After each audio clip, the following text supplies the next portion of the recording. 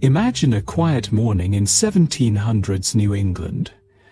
The chill of dawn still lingers as a lone figure lights a lantern and opens the creaky wooden door of a one-room schoolhouse.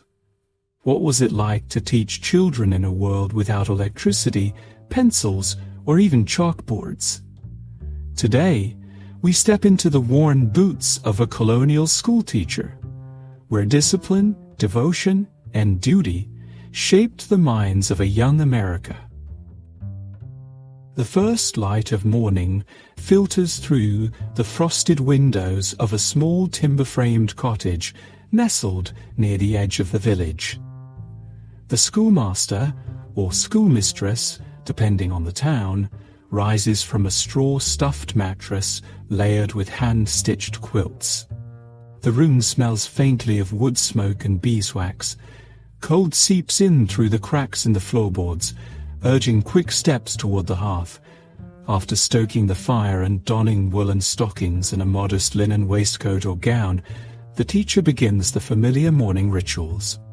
A basin of chilled water is used to wash the face. The mirror is small, the reflection dim. There's no time for vanity. Today's lessons must begin soon. The schoolhouse itself is a short walk from the residence. Often, it is a single-room structure built of roughly hewn timber, with a heavy wooden door, narrow windows, and a sharply pitched roof. As the teacher walks the winding dirt path to the school, boots crunch against frost-bitten leaves, and the breath curls in plumes in the cold morning air. The building greets the teacher in silence. Unlocking the latch and pushing open the creaky door, a gust of cooler air rushes outward. Inside, the room is sparse and functional. Rows of long wooden benches, a fireplace for heat, a crude desk for the instructor, and slate boards for writing. The smell of old ink, firewood, and damp wool hangs in the air. By the time the sun climbs above the treetops, the schoolteacher is already hard at work. Her broom sweeps out the dust and cinders from the night before. Kindling is added to the fireplace. Each day requires preparation. Slates must be wiped clean, quill pens trimmed, and hornbooks set out for the younger pupils. There's a sense of quiet dignity in this solitude. For many colonial school teachers, the job was not one of high status or great pay. It was, rather, a calling grounded in the belief that a well-instructed youth could carry the future of the colony on their shoulders. As birdsong begins to fill the trees outside, and the village slowly stirs to life, the schoolhouse stands ready. Its windows glint in the soft morning sun. Soon small feet will pound the path, and youthful chatter will echo down the lane. But for now, it is only the teacher and the dawn. The bell hangs silently above the doorframe, a small iron tongue waiting to be rung. In a moment, it will call the children in. But before that, the teacher takes one last deep breath of the stillness. In this fragile quiet, history begins to stir. The sharp ring of the school bell breaks the stillness of the morning, its sound dancing across the fields and fences of the small New England village. It is not a grand bell, just a hand-held one, or a simple iron tongue mounted above the door. But its voice is familiar, calling little feet toward discipline, knowledge, and, sometimes, a bit of dread. Down the dusty lane, children begin to appear in pairs and clusters. Some walk barefoot, others in buckled shoes, their small forms wrapped in woolen shawls or buttoned jackets. Laughter mingles with the crunch of gravel beneath their feet. In hand, many carry their hornbooks, thin wooden paddles with printed lessons protected beneath a transparent sheet of horn. Some carry slates or quill pens. Others bring little more than a curious mind and a sharp memory. School in colonial times is not compulsory, and attendance varies. Some children travel several miles on foot, while others need it on the farm or in the home. Come only when they can be spared. Boys and girls of all ages attend together, their years ranging from 5 or 6 to as old as 13 or 14. The younger ones sit near the fire, the older ones at the rear, sometimes whispering about chores or gossiping about town news. The teacher greets each child with a gentle nod or a soft word, firm but kind.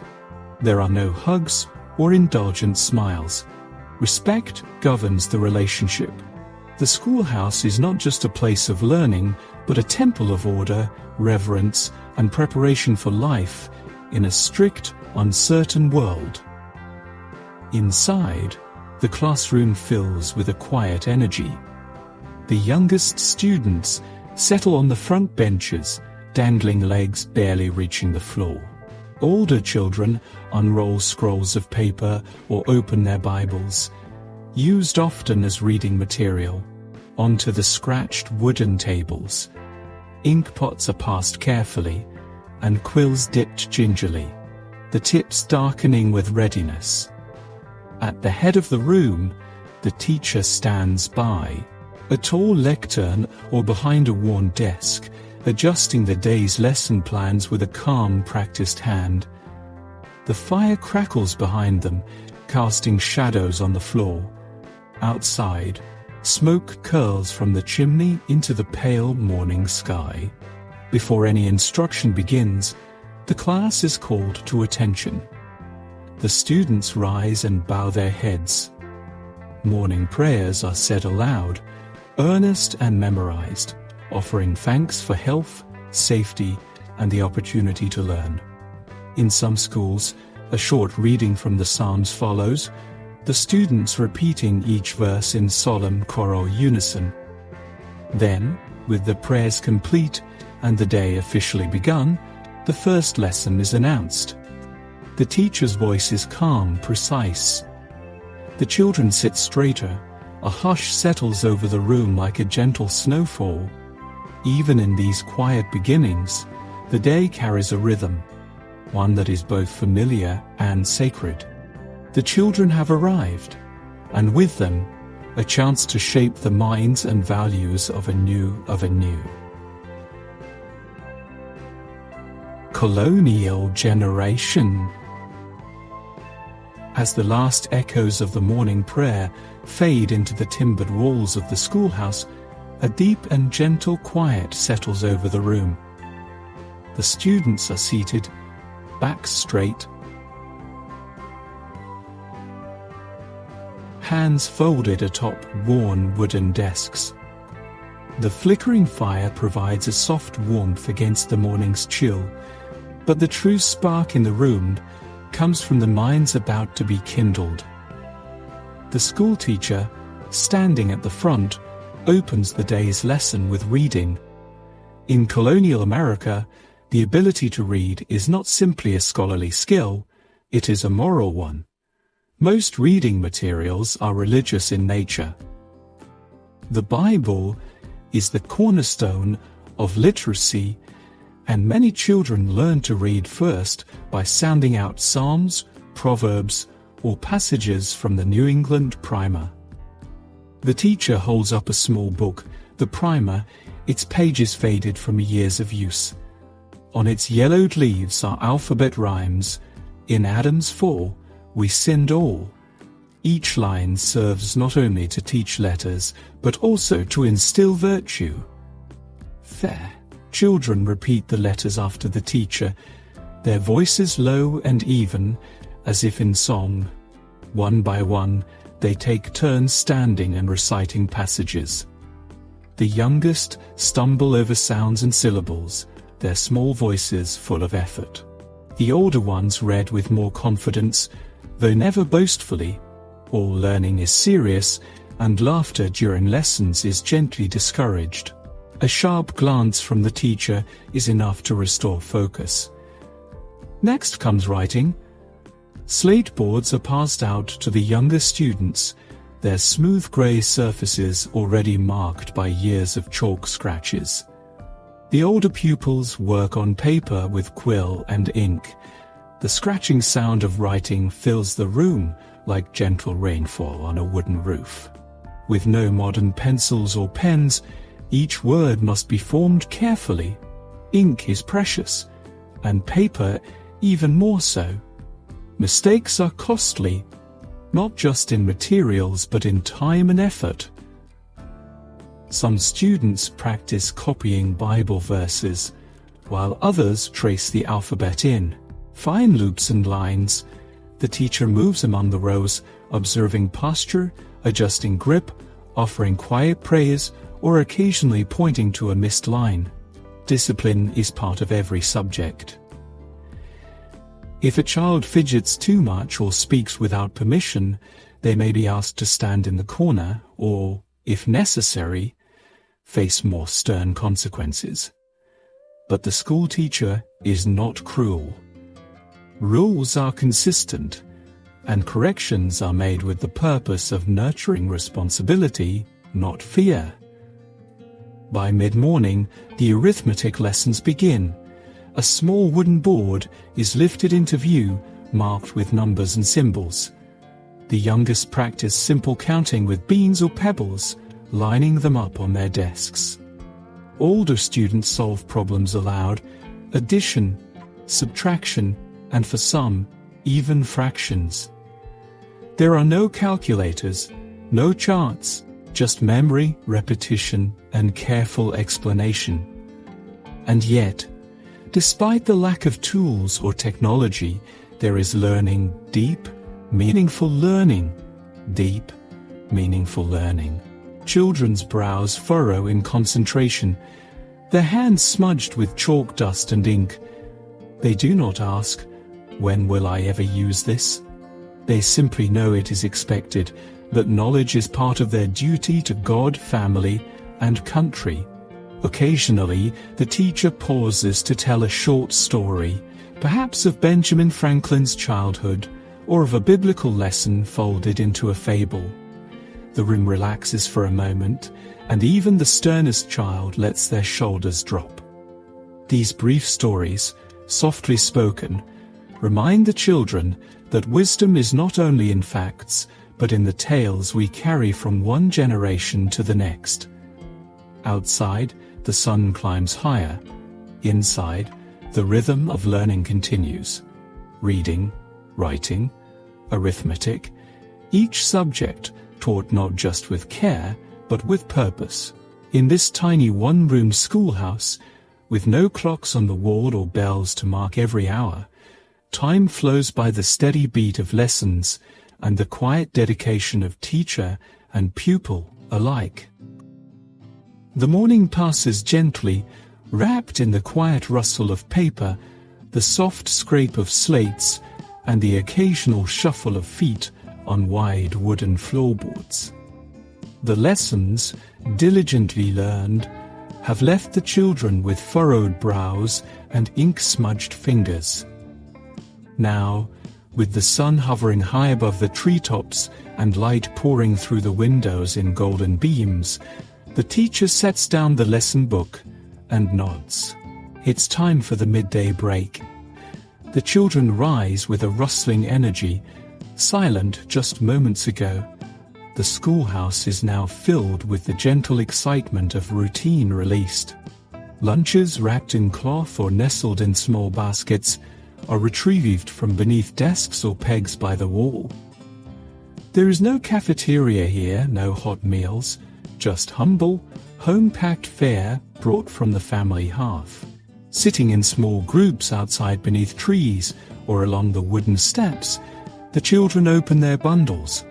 Brown bread, perhaps a bit of salt pork, apples, hard cheese, and thick. Slices of cold pudding are shared and savoured. A tin cup of cider or a jar of buttermilk is passed hand to hand. The food is simple, hearty, and nourishing, meant to fill bellies enough for the work and learning still to come.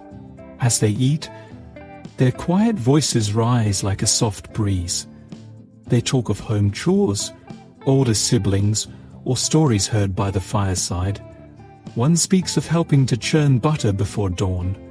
Another grins while describing the goose that chased him through the barnyard. There is laughter now, light and honest. Even the teacher, sitting on the porch with their own modest meal, allows a small smile to bloom. Once the food is tucked away and crumbs brushed from skirts and breeches, the games begin. Out in the clearing beside the schoolhouse, the children scatter in joyful, unstructured play.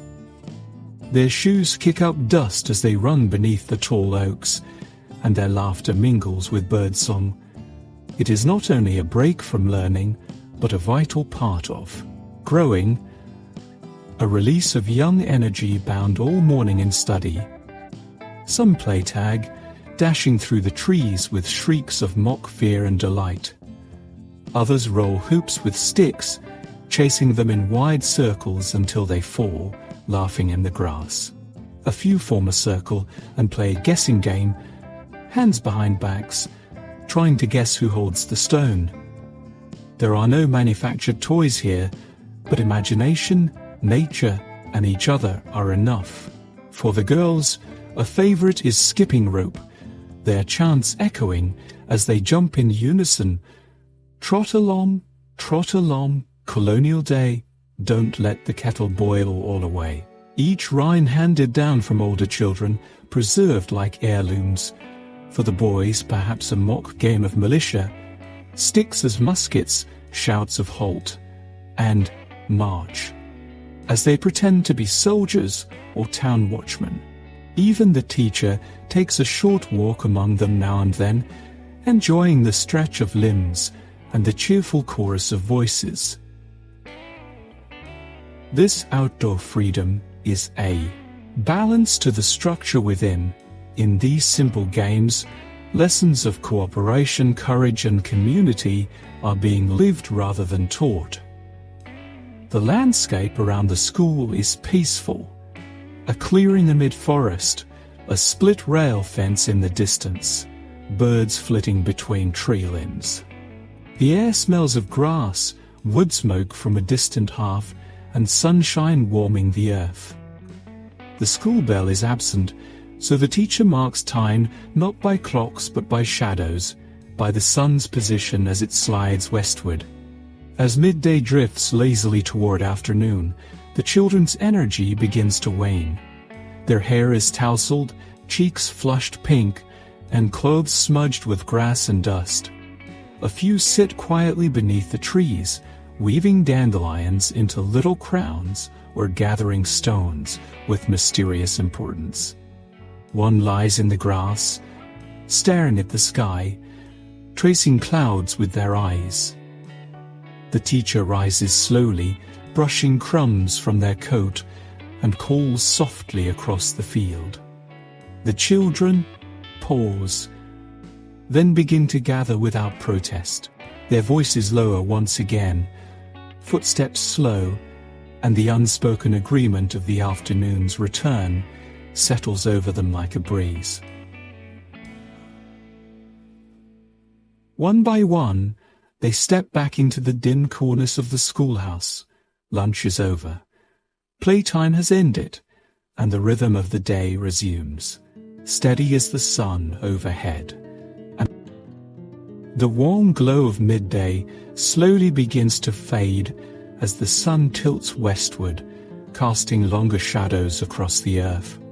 A gentle hush falls over the clearing as the children return to the schoolhouse, their feet dusty from play, their faces still flushed with youthful energy. The heavy wooden door creaks open, and one by one they step inside, back into the dim, cool quiet of learning. Afternoon studies begin not with loud commands or bells, but with a quiet nod from the schoolteacher, who stands once again at the front of the room, hands folded behind their back. A moment of calm settles over the children as they take their seats, brushing grass from their skirts and breeches, straightening caps, and pulling slates and books close. In these hours, the focus turns to penmanship, moral instruction, and reading aloud. The room smells faintly of chalk, parchment, and the warm wood of desks worn smooth by generations of small hands. The light through the windows is softer now, filtered by leaves and clouds, casting golden lines across the floorboards. Penmanship is a point of pride in the colonies. Clear, elegant script is not just a skill, but a reflection of one's discipline and breeding. The teacher walks slowly between the rows, observing the looping letters and neat strokes, correcting posture, adjusting inkwells, and gently guiding elbows into position. "Mind your strokes, Thomas," the teacher murmurs kindly. "Let your hand be light, like the wing of a sparrow." Each child copies lines from the hornbook or chalkboard, practicing phrases like "industry is the key to virtue" or "obedience brings wisdom." The repetition, though dull to some, becomes a kind of meditation. Each letter an act of focus, patience, and self-control. Next comes reading. Today, the pupils recite aloud from the New England Primer, their voices rising and falling in soft cadence as they sound out moral lessons and biblical passages. The teacher calls on one, then another, encouraging clear speech and confident tone. "In Adam's fall, we sinned all." One recites, while another follows with, "Thy life to mend, this book attend."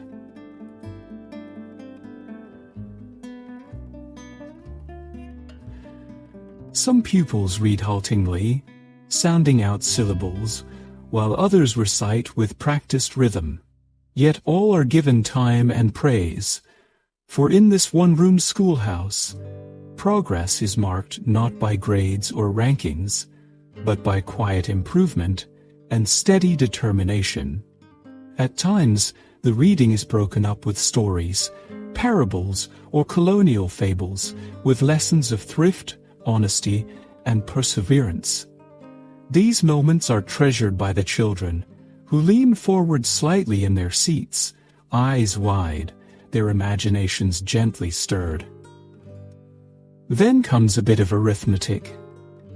Simple sums, multiplication tables, and word problems chalked carefully onto small boards.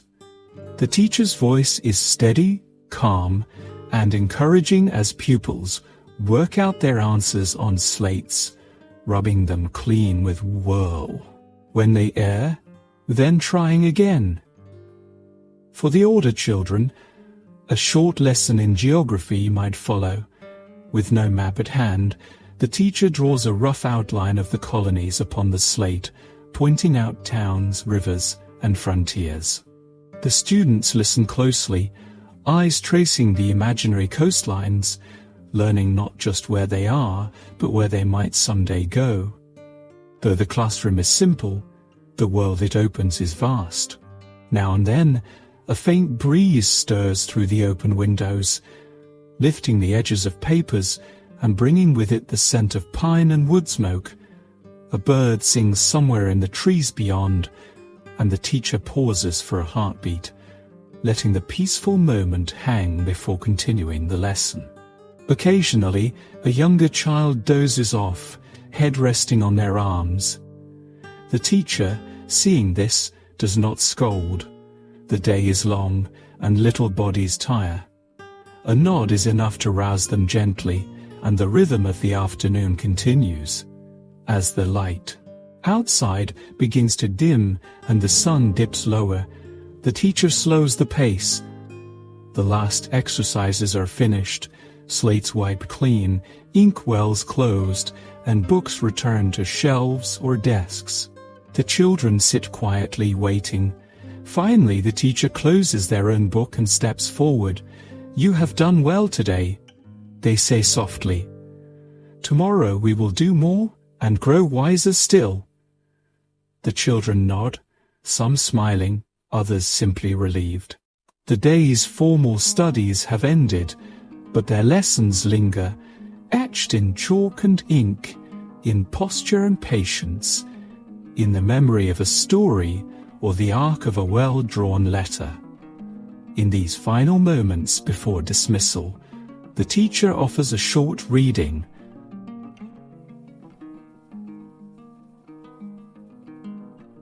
Something gentle and inspiring, often drawn from scripture or The room stills completely as the words echo in the wooden walls, a balm for tired minds and bodies.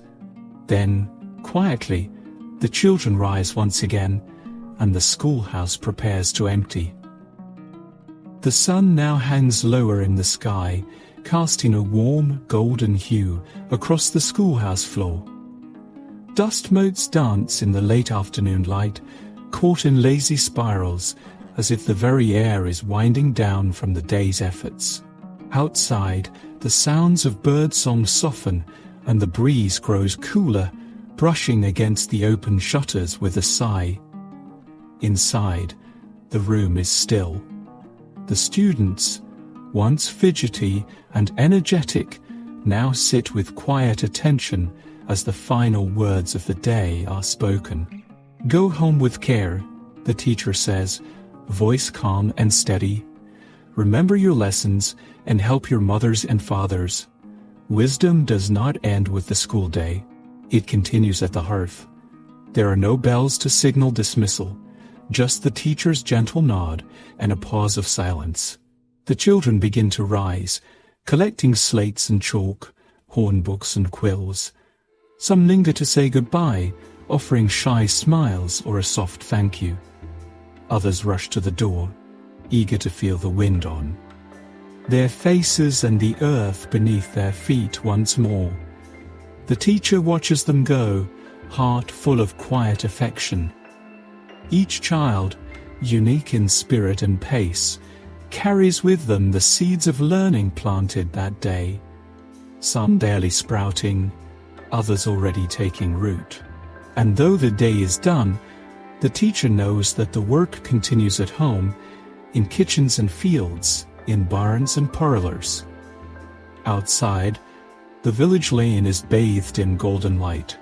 The children scatter like birds from a branch, heading in all directions. Some walking alone, others in pairs, a few skipping stones or kicking up dust as they go. A few turn back to wave. The teacher lifts a hand in return, a small gesture, but one that carries weight in this close-knit community. Back in their homes, each child now steps into their second life of the day, into aprons and boots, buckets and firewood, stirring spoons and sewing needles. A young girl who was practicing her penmanship only an hour ago now kneels beside her mother, helping peel potatoes for supper.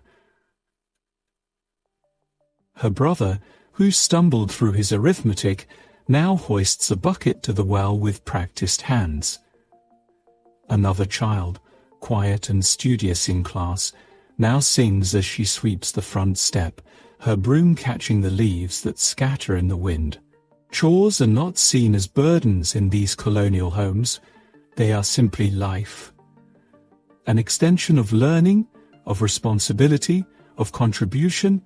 The lessons of the classroom shift into the rhythm of daily survival, of family, of duty. As the teacher walks the path home, they pass some of these small scenes. Children hanging laundry, feeding chickens, gathering herbs from the garden. Each task is a thread in the tapestry of colonial life, woven from dawn to dusk. At the edge of the field, a boy calls to his younger sister to help gather kindling. In the next yard, a girl sits with her grandmother, mending stockings by firelight. Over the hills, chimney smoke curls lazily into the sky as evening settles in, and in the center of it all, the teacher walks slowly, steadily, back toward their own small home. Their arms are empty now, but their mind is full of mispronounced words, crooked letters, bright eyes, and thoughtful questions. They carry the memory of the day's lessons not in books or notes, but in the warmth of the children's efforts, as the schoolhouse stands quiet behind them. The village lives on, buzzing gently with the work of twilight. A dog barks in the distance. The clang of an iron pot rings out from a hearth. Somewhere, a lullaby drifts through an open window. The teacher's path curves beneath tall trees now, and they pause for a moment, watching the last rays of sunlight spill across the field. Another day, they murmur to themselves. Another page in the book. They smile, not with pride, but with peace. For in the rhythm of teaching and tending, in the humble repetition of letters and chores, life in the colonies carries on, not loudly, not grandly, but steadily and well. The door to the schoolhouse now rests ajar, creaking ever so gently as the breeze drifts through the room. Outside, the amber sky melts into deepening blue, and the rustle of leaves whispers that evening is fully upon the land. Inside, the room is hushed. The benches are empty. Slates are stacked neatly. The scent of ink and chalk still lingers in the still air, mingling with the faintest trace of wood smoke drifting in from the nearby cottages. The only sound now is the soft tick of the teacher's pocket watch, marking time as gently as a heartbeat. At the front of the room, the teacher sits once more at their desk, not as an instructor, not as a disciplinarian, but as a quiet soul, alone with their thoughts.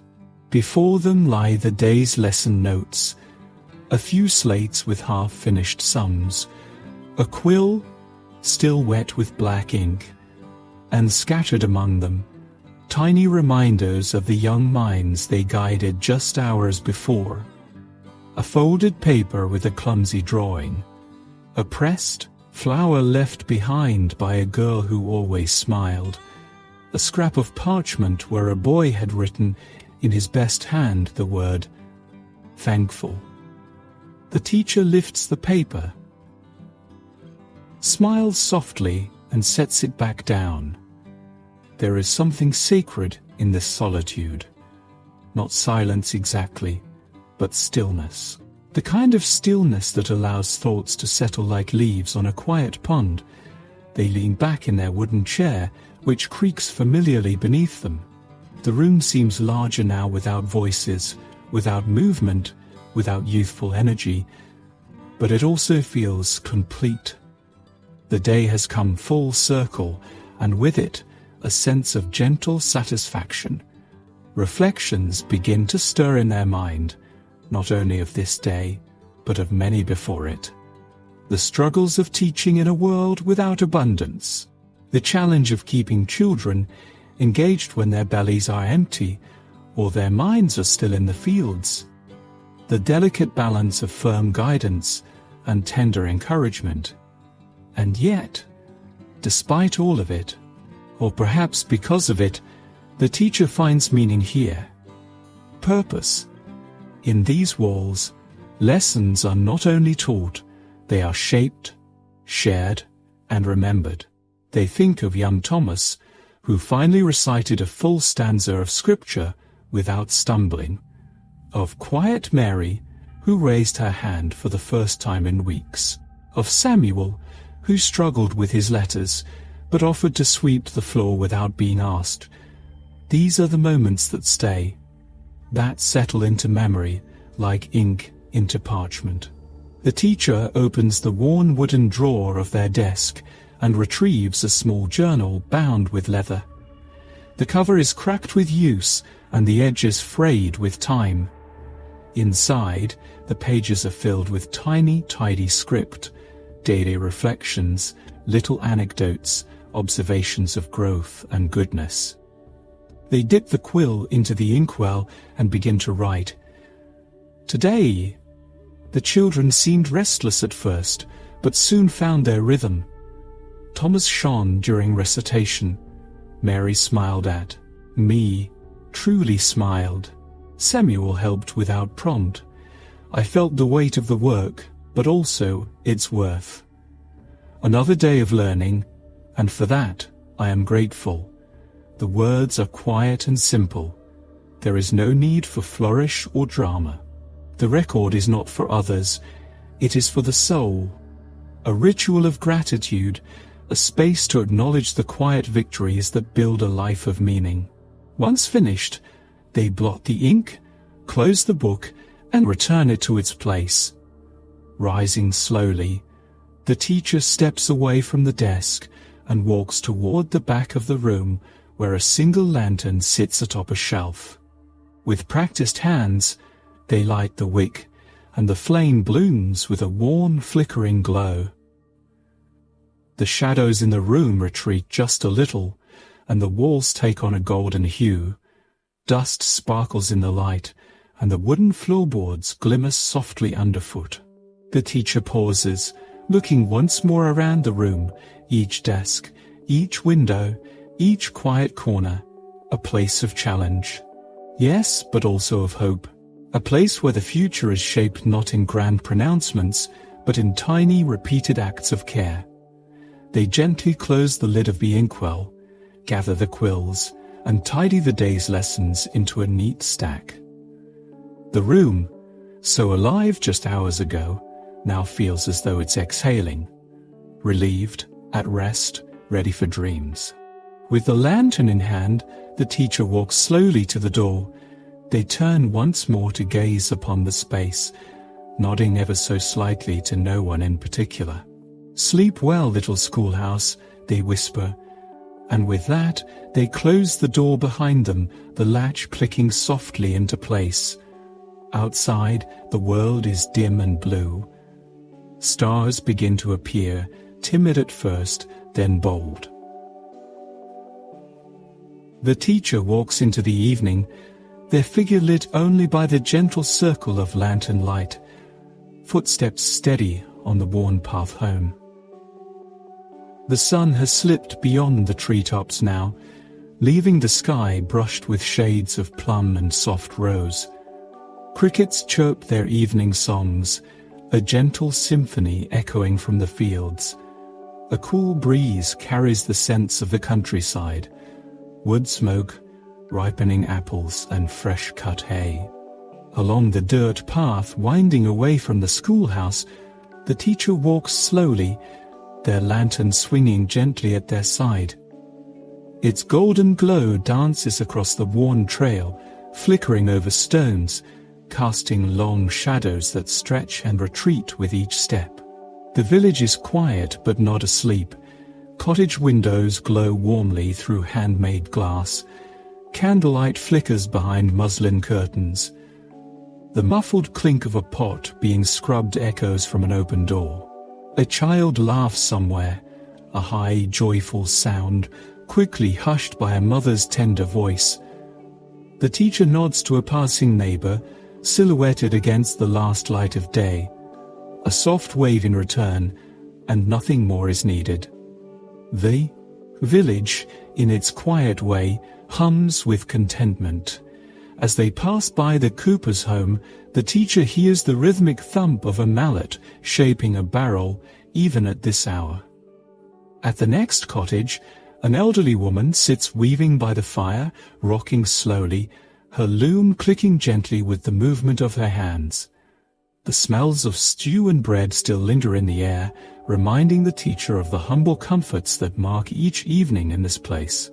A few children still play near the well, skipping stones and chasing each other's shadows.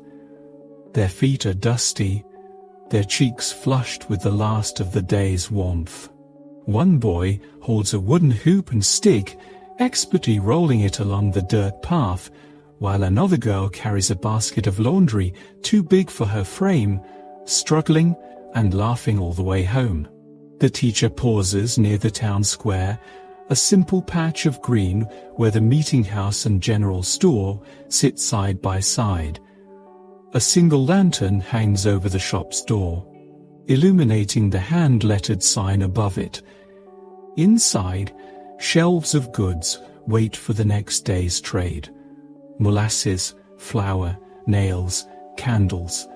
A blacksmith's forge glows softly just beyond, embers fading now, the fire being coaxed to sleep. The sound of hammering has long ceased, replaced by the gentle hiss of hot iron meeting water, a final breath of steam rising like a sigh. The teacher takes a seat on the edge of the green, resting on a worn bench beneath an old elm tree. From here, the village spreads out gently, like a quilt of lives stitched together. Homes and barns, fences and fields, each holding its own rhythm, its own story.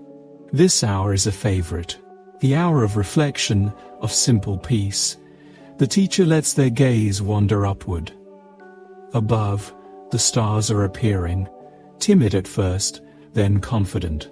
Orion's belt glimmers faintly, and the soft arc of the Milky Way stretches across the heavens like powdered sugar. A sky so vast, it makes the tiny village feel even smaller. And yet, under this sky, every life feels important. Every child taught, every word written, every hand lifted in kindness. It all matters here. A bell chimes faintly from the church tower. Not for a sermon, but for the passing of time. A signal that the day is closing its eyes. Rising once more, the teacher resumes their walk. Their cottage is only a few more turns down the lane, nestled beside a small garden where herbs and vegetables grow in neat rows.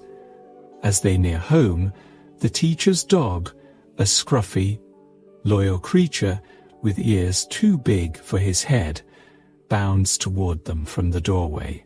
His tail wags with joyful expectation, and the teacher smiles, kneeling to greet him with a gentle pat and a whispered, "Good boy." Together, they step inside. The cottage is modest but warm. A fire glows in the hearth, casting shadows across shelves filled with books, baskets of dried herbs, and a few cherished items, a carved pipe, a wooden spinning top. A framed letter from a former student, now living in Boston. The teacher hangs their lantern by the door and removes their coat, folding it over a chair. The dog settles onto a worn rug near the fire, sighing contentedly. On the table, a small supper awaits, bread, cheese, and a bit of preserved fruit. The teacher eats slowly, savoring the quiet. Every bite carries the flavor of the day's work, the satisfaction of having done enough. Afterward, a few pages are turned in a well-loved book, the kind with frayed edges and thumbed corners. The words blur gently in the firelight, and the teacher reads not for learning tonight, but for comfort. Familiar lines, gentle thoughts, a slow unwinding of the mind. Outside, the village finally sleeps. Cows settle in their stalls. Chickens roost in their coops. The last cottage shutters are drawn. Only the stars remain awake, watching silently over the world. The teacher stands one last time, peeking out the window. The schoolhouse lantern has gone out. All is still. They die. Eine noon.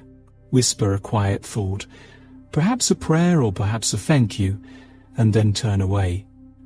The bed is small but inviting, covered in a quilt sewn by their mother many years ago. As they lie down, the teacher pulls the blanket to their chin, closes their eyes and listens. Not for voices, not for bells, but for the quiet hum of the village heart, steady and soft. Sleep comes easily, as it always does after a day well lived, and in the silence of the night, beneath 1,000 stars, the village dreams. Seated at her modest desk, a single beeswax candle casting warm light over the scattering of papers, slates, and quill pens. It is the hour of quiet diligence. Outside, The sounds of the village have hushed into murmurs. Crickets now sing in the tall grass by the fence, and the occasional hoot of an owl echoes from the forest edge. But inside, it is the rhythmic scratch of pen on parchment that rules the moment, slow and thoughtful, each stroke a mark of care upon a student's future. The teacher leans in, brows gently furrowed, as she reviews today's lessons. Spelling exercises in uneven handwriting, arithmetic problems with charming errors, sentences copied over and over, and, growing precision, each paper is more than ink. It is a child's effort laid bare, their little triumphs and struggles visible in every line. She pauses to sip from a cup of weak tea, the warmth curling through her hands as her eyes grow heavier. But she does not yet yield to sleep.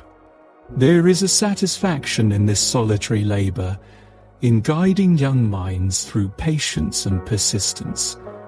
This is the unseen part of a teacher's life, far removed from chalkboards and class recitations. Here, under candlelight, her devotion quietly continues. The flame flickers as a breeze creeps through the cracks in the wooden walls. Shadows dance across the maps pinned to the wall. The American colonies, the globe, and a weathered alphabet chart. These same maps greeted her as a student once, years ago. Now they watch over her work as a mentor. In the corner of the desk sits a little box of rewards, shells, buttons and ribbons, small tokens of praise for tomorrow's standouts.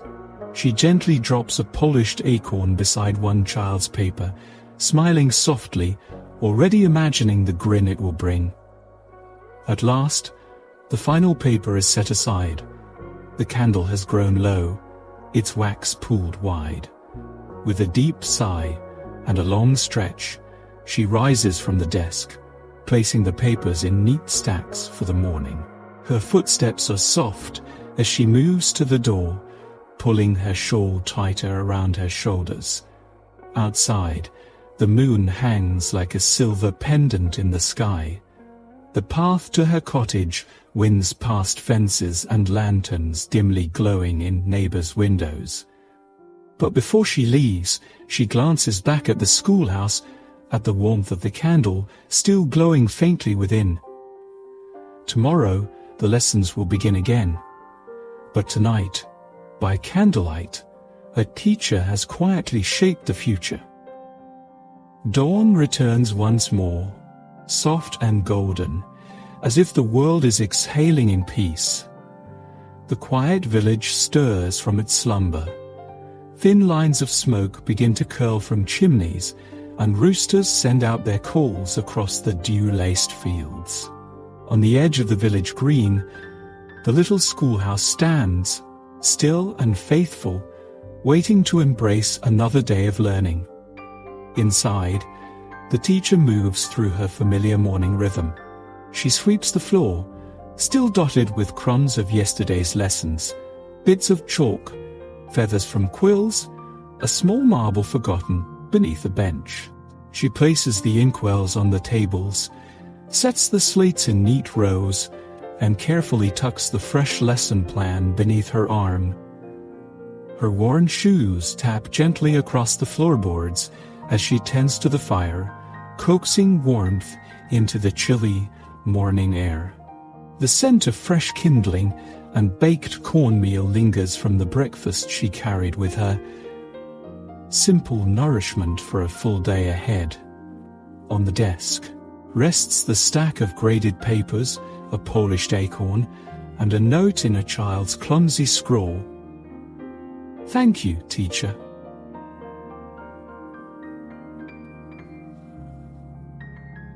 She smiles, the quiet kind that settles deep within. Then, with one practiced motion, she steps outside, lifting the bell that hangs from a beam beside the door. Its iron handle is cool against her fingers, but its voice is bright and strong. She rings it once, then again, a clear, echoing call that rises into the sky and dances across rooftops, fields, and fences. The sound of the school bell carries the promise of a new beginning.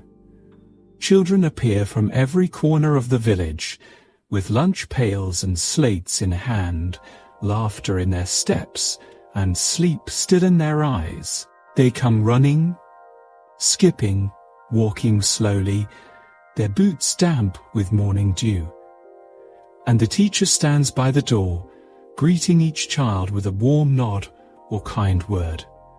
Today's lessons will be familiar: numbers, letters, stories, and the steady rhythm of learning. But each day is also new. A chance to inspire, to guide, to listen. Inside, the classroom fills once more with life. Chairs scrape, chalk squeaks, and voices rise in unison as the morning prayer begins. The teacher stands tall at the front of the room, her voice gentle but steady. She is more than just an instructor. She is a steady light, a keeper of tradition, a guide for the curious and kind-hearted. Outside, the village bustles. The blacksmith hammers away. The baker kneads fresh dough. Mothers hang linens in the sunlight. But inside the schoolhouse, time flows differently, like a river of letters and numbers, discipline and care. And so the bell rings again, not just to mark the start of a school day, but to signal a new opportunity, another chance for children to grow, imagine, and dream. The teacher takes her place at the chalkboard and begins the first lesson of the day, as she always does, with patience, a steady heart, and the belief that every child can learn, because in this little colonial schoolhouse, education is not just a duty, it is a quiet, enduring act of love.